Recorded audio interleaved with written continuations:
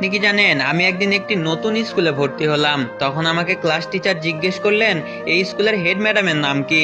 আমি বললাম জানি না স্যার। স্যার বলল তোমার বাবা বাড়ি থেকে কখন বের হন। আমি বললাম তাও জানি না স্যার। স্যার বলল আচ্ছা তোমার বাবা কি করেন।